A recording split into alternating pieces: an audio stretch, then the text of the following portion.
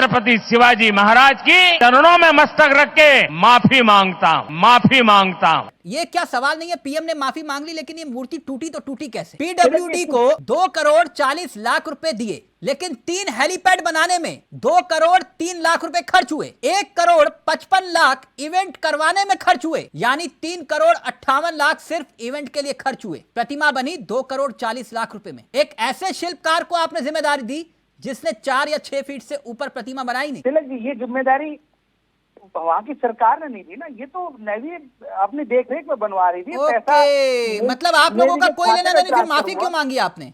नहीं, माफी तो नेवी को देश के बाहर थोड़ी है, वो भी देश की एजेंसी है। अच्छा। आज हम और आप सब इस डिबेट पे बैठे हैं, अगर आप कोई गलती आप ये कह रहे हैं कि टेंडर हमने नहीं दिया, नौसेना ने दिया टेंडर। टेंडर देने का काम नौसेना का होता है? करते हैं मनोज पंडित जी, टेंडर देने का काम नौसेना का होता है? आप मुझे ये समझा रहे हैं नौसेना टेंडर देता है क्या?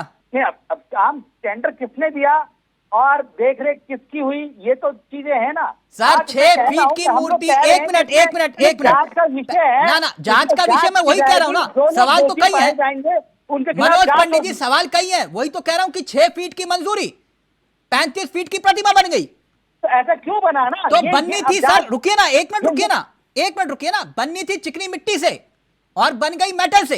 कैसे? कोई नहीं जानता।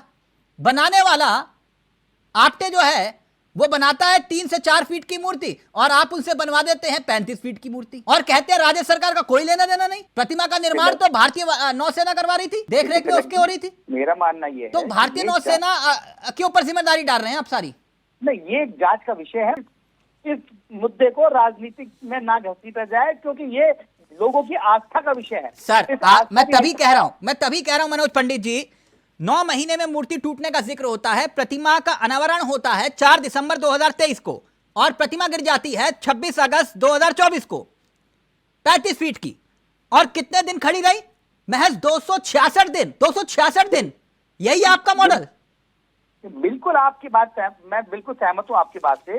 ये सिर्फ 266 दिन में प्रतिमा गिर गई, ऐसा क्या मैटेरियल यूज हुआ या ऐसा कौन सा स्ट्रक्चर उसका बनाया गया कि जो हवा का दबाव ना झेल पाने की वजह से प्रतिमा गिर गई? ठीक है, आसपास का तो कुछ नहीं गिरा। बिल्कुल ठीक बात है, पर लेकिन तो आप भी माफी मांगते हैं? बिल्कुल बिल्कुल, मैं क्या, सारे लोग पूरे देश के जो जिम्मेदार व्यक्ति हैं सब माफी मांगते हैं। आपने कहा हमने माफी मांगी, यानी आप ये मान रहे हैं कि इस पूरी प्रक्रिया में भ्रष्टाचार हुआ? देखिए, भ्रष्टाचार की बात नहीं है तिलक जी, इस बात को हमने माफी इसलिए नहीं मांगी कि इसमें भ्रष्टाचार, हमने माफी इसलिए मांगी कि एक महान, जिनको हम अपना श्रद्धेय, जिनको अपना ईश मान रहे हैं, उनकी मूर्ति गिरी। तो बिना भ्रष्टाचार के मूर्ति कैसे गिरी होगी? अब भ्रष्टाचार की जांच, तो ये जांच का विषय है ना। नहीं, ये तो आप कह रहे भ्रष्टाचार हुआ नहीं। नहीं, मैंने ये कहा कि आपने कहा कि माफी, तो आप मानते हैं भ्रष्टाचार हुआ? नहीं, भ्रष्टाचार के लिए माफी नहीं मांगी। भ्रष्टाचार के लिए कब माफी मांगी? अभी बाकी है। नहीं, तो भ्रष्टाचार हुआ या नहीं हुआ? देखिए तिलक जी, ये मैं और आप थोड़ी कह सकते इस बात को। तो फिर ये मूर्ति कैसे गिर गई? वो जांच एजेंसी कहेगी, जो जांच एजेंसी जांच करेगी इसमें। तो यानी आप ये कह रहे हो भ्रष्टाचार के लिए माफी नहीं मांगी आपने? ये मेरा अधिकार नहीं है कि मैं भ्रष्टाचार के लिए माफी मांगू या किसका। मैं लाइव में एक कमेंट आया है, वो कह रहे हैं मनोज पंडित जी माफी मांग रहे हैं, तो कंगना ने जो कहा किसानों को लेकर, क्या उसके लिए वो माफी मांगेंगे? रमेश भदूड़ी ने सदन में जो अपशब्दों का इस्तेमाल किया दानिश अली को लेकर, क्या उसके लिए माफी मांगेंगे?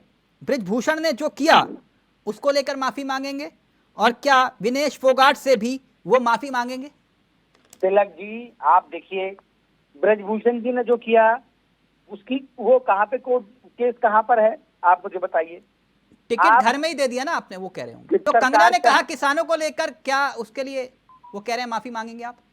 देखिए, कंगना जी ने क्या कहा क्या नहीं कहा, इसकी मुझे इसके विषय में जानकारी नहीं है। अच्छा, कंगना के विषय में जानकारी नहीं है आपको? पर लेकिन जो ब्रजभूषण शरण सिंह की बात, रमेश भदूड़ी की भी बात की थी उन्होंने सदन में, रमेश भदूड़ी नहीं, दानिश अली को लेकर रमेश भदूड़ी ने जो कहा उसके लिए पार्टी के सीनियर नेताओं ने उसके लिए माफी मांगी। और मणिपुर को लेकर? जी, मणिपुर को लेकर? नहीं, मणिपुर में क्या, मणिपुर में देखिए सरकार ने काम किया। सर, आप कंगना राणावत पे जवाब दीजिए ना, आप सवालों के जवाब नहीं दिए, आपको तर्क कर रहे हैं सर, आपको जवाब तो देना पड़ेगा ना सर। तर्क कर रहे हैं, 50 साल पहले इमरजेंसी लगी थी, कई चीजें कर रहे हैं। मेरा मानना ये है क्या बना रहे हैं बताइए? के लोगों की भावनाओं के साथ खेलना छोड़ दीजिए, मत खेलिए।